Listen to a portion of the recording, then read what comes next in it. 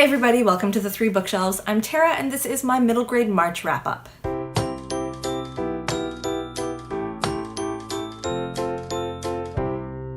If you don't know what Middle Grade March is, let me tell you a little bit about it. Middle Grade March was a read-along that took place throughout the month of March, and it was hosted by Katie at Life Between Words and Krista and Books and Jams.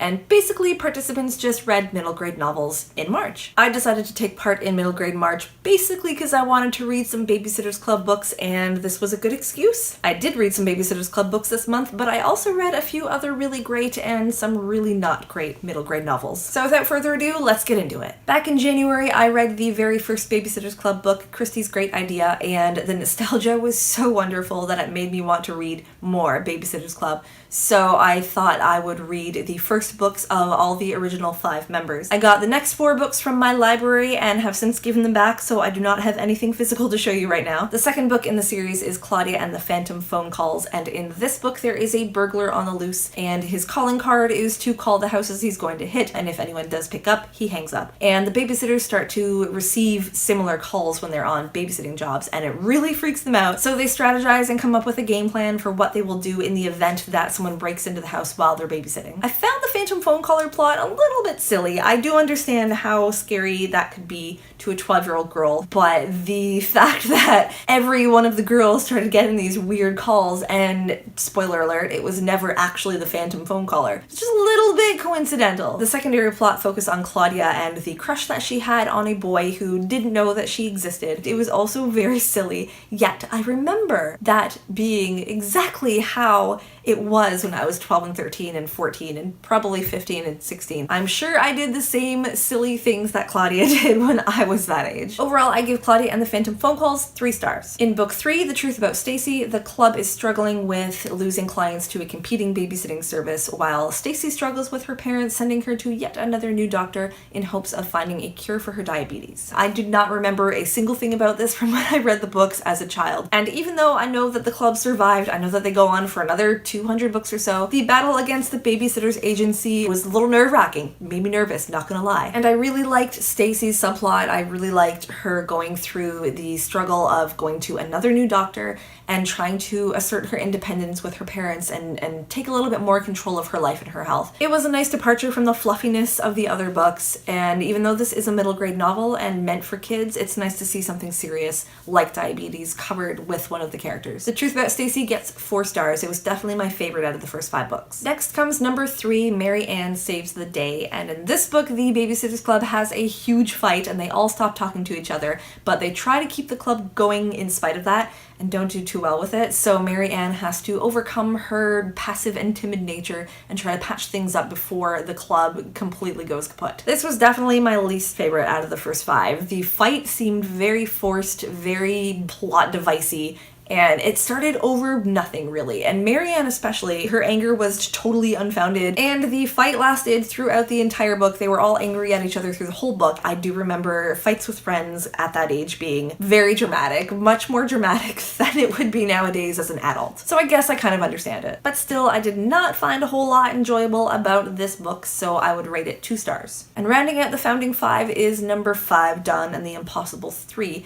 which sees Dawn, who is new to town and new to the Babysitters Club, having trouble bonding with the other girls, especially with Christy, who's jealous of her friendship with Mary Ann. And Dawn becomes the favorite babysitter of the Barretts, but she is overwhelmed when the kids and their struggling single mother become too dependent on her. Mrs. Barrett does not have it together. She runs out the door within like 30 seconds of Dawn getting there. The kids are usually still in their pajamas, they need diaper changes, they haven't eaten breakfast, the house is a mess, she doesn't leave Dawn with any kind of instructions or any emergency phone numbers. Just, oh my gosh, the sloppy parenting of this woman as a mother made me furious. However, Dawn's competence made me feel like a bad parent, because here she is, this 12-year-old girl taking care of 3 kids, including a toddler, and doing all of Mrs. Barrett's housework, and here I am, almost 3 times her age, and some days I struggle to take care of 1 kid and make lunch and get the dishes done. And that's something that I found reading all of these books. It seems like these girls, especially for how young they are, have such a breeze taking care of these kids, while in reality,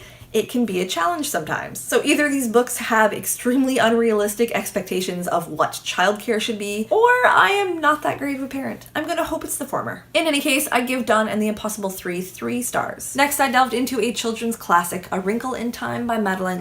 This book is about Meg Murray, a young girl whose father went missing about a year before while working on something called a tesseract. One day, 3 strange women approach Meg and her brother Charles Wallace and their new friend Calvin and take the 3 kids off into other worlds to save Meg's father and to defeat the dark thing that is taking over the entire universe. And that synopsis is way more concise and coherent than anything you'll find in the actual book. And now it's time for some unpopular opinions. A Wrinkle in Time reminded me a lot of John Dies at the End by David Wong, in that the whole way through I kept thinking, what the hell am I reading? It reads like the author came up with this valid and interesting premise and then dropped a bunch of acid and wrote the story. So many things in this book just did not make any sense. They were just there to take up space and to kill time. So many other things were left without any kind of explanation. There were so many unanswered questions, and I know this is a series, so maybe some of those questions got answered there. But none of it came across as a mystery that was meant to make us think and make us question and make us theorize until it was answered later on. It just seemed like this is a thing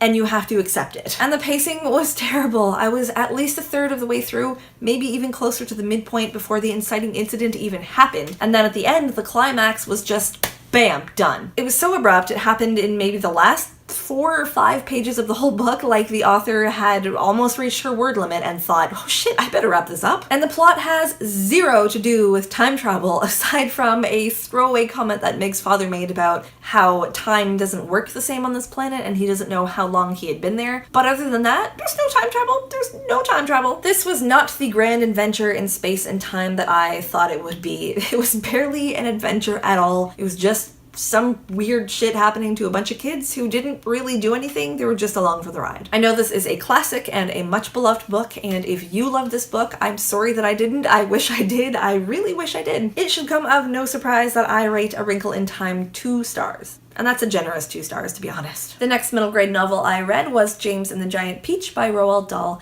and in this book, a young boy accidentally magics a peach into the size of a house, and he makes friends with the equally giant insects that live inside it. To escape James's horrible aunts, they cut the peach free and go on an adventure to find a new home. I remember this being a favorite book growing up, but I did not remember anything else about it except for the giant peach and the giant bugs, so I was surprised to love it so much as an adult. I know exactly why this book was my favorite book growing up, because it was exactly the type of dark humor that I love now, so I guess I always love that kind of humor. I am 34 years old, and this is a book written for kids maybe 10 and under, and I was laughing out loud every couple of pages. The centipede was my absolute favorite, and I especially loved all his bickering with the earthworm. Oh my god, that was just absolute priceless, absolute gold. When the centipede exaggerates that he has 100 legs and the earthworm shrieks, "No, you're lying, you only have 42. I don't know why.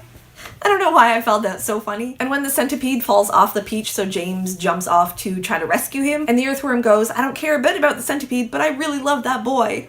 And then, of course, the grasshopper plays the funeral march. It was just so great. It was so funny. I still can't believe that I laughed so much at a middle grade novel. I kid you not, right after I finished it, I thought, I want to read this again. I can't wait to read this to my son in a few years. One thing, though, that was a little strange, not a bad thing, just a strange thing, was how brutal the beginning of this book was. James's aunt Spiker and Aunt Sponge abused him. They beat him, they work him to the bone, they starve him, they don't give him any food until he finishes like 16 hours of work. These women make the Dursleys seem like sweet, caring, loving people. But the aunts do get their comeuppance. They are literally crushed to death by the peach rolling over them. Crushed to death. It doesn't actually say die or dead in the text, but it's pretty clear that they are crushed to death in this middle grade novel for kids. So yeah, I thought the brutality of the book was a little bit strange. As an adult, I'm totally fine with that. As a kid, clearly I was too, because I loved the book, so I guess it's not a bad thing. I give James and the Giant Peach a giant 5 stars. I loved this book. I cannot wait to read it again. And next is a book I actually own, The Chronicles of Narnia, The Lion, the Witch, and the Wardrobe by C.S. Lewis. I'm sure everyone knows what this book is about, but just in case, 4 young kids find a portal to the magical land of Narnia hidden in a wardrobe, and in Narnia they get caught up in the war between between the tyrannical White Witch and Narnia's true King Aslan. Somehow I made it through my whole childhood without reading anything of the Chronicles of Narnia, so I am happy to finally say that I have. This is another book I look forward to reading to my son, especially in the way that it broke the fourth wall quite a bit. There's not much really to say about this story. It is a classic story. It's a wonderful story.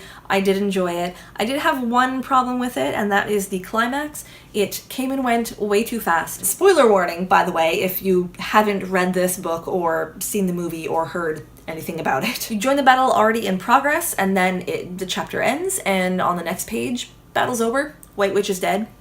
That's it. Because this is a book for kids, I know that we're not going to get deep into the war aspect, but it still would have been nice to get, the witch dying on screen instead of, oh yeah, by the way, the witch died. But that's just my taste as an adult reader. I'm sure that for a child, that would be an absolutely fine ending. The real ending has the kids going back into the real world and basically losing their entire lifetime that they had spent in Narnia.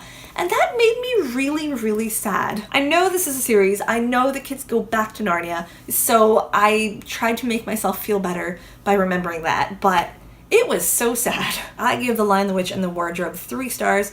Probably would have been 4 stars if we got to see a little bit more of the battle, if we weren't just told about it after the fact. But as it is, 3 stars. And I just realized that there is a shaft of sunlight coming right down on me from the window behind me, so sorry if I was reflecting light this whole time. And the next book I read in March was Refugee by Alan Gratz. And that's super glary. Woo! Okay, we're gonna have to do this. Is that good? Can you see that? Refugee is the story of 3 kids in different cultures and different time periods who are all escaping the conflict in their countries before it can kill them. In 1939, Joseph and his family are forced out of Nazi Germany after his father is freed from a concentration camp. In 1994, Isabel's family leaves a starving and rioting Cuba on a homemade raft in hopes of finding freedom in the States. And in 2015, Mahmoud's family flees Syria after losing their home and everything they owned in a missile strike. I am honestly finding it hard to put into words how I felt about this book. To read about people, especially kids, who are living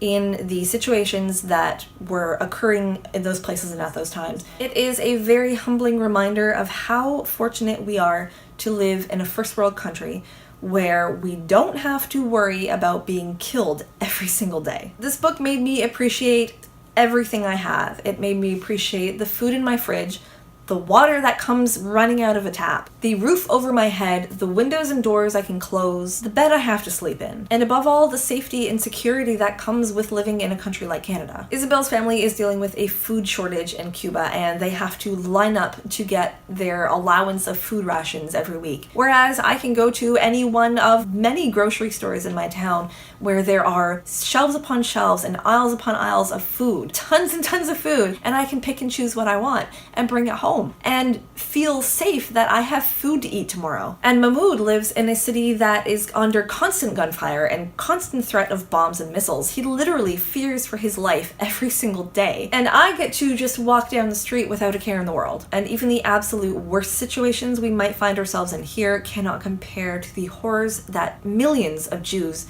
lived through or died in during the Holocaust. If I have one complaint about this book, it is that there is no reprieve from all the horrible things that happen to these kids. There are very few victories. There are very few moments that lift you up and fill your heart and make you feel happy and optimistic. And part of me wants to say that that is a flaw of this book, because a good story should be a series of ups and downs. You should have the conflict and the struggles and the obstacles, but you also need to have those victories. You need to see your characters win sometimes. But in these situations, in reality, these kids don't always win. So the fact that this book was a nightmare basically from start to finish, I think is pretty realistic, so I cannot fault the book for that. The part of this book that hit me the hardest, and I'll try not to spoil anything here in case you want to read this book, and I think you should, but the part that hit me the hardest was one of the kids' mothers had to give up a younger child to complete strangers to save that child's life. I had to put the book down for a few minutes because I'm tearing up now just thinking about it. Because as a mother, I don't even want to think about something like that happening. I don't want to think about having to put my child in someone else's arms so that he would live and never see him again. Okay, now that I've composed myself a little bit, the ending of the book was almost as hard to read. Again, without being too spoilery, one of the kids gets a pretty happy ending. One gets a sort of happy, bittersweet ending, and one does not have a happy ending at all. And I cried for a while after I put down this book. It really, really, really punched me in the heart. And I usually like being punched in the heart by books, but this one was just a little bit too much for me. I was going to give this book a 4 stars, but any book that impacts me this hard deserves 5 stars. Refugee was definitely the best book that I read this month. It might be one of the best books I read all year. I cannot recommend this book enough. I'm gonna start crying again. That's how much this book hurts. Read this book, have some tissues, have someone who could hug you afterwards. Just be prepared.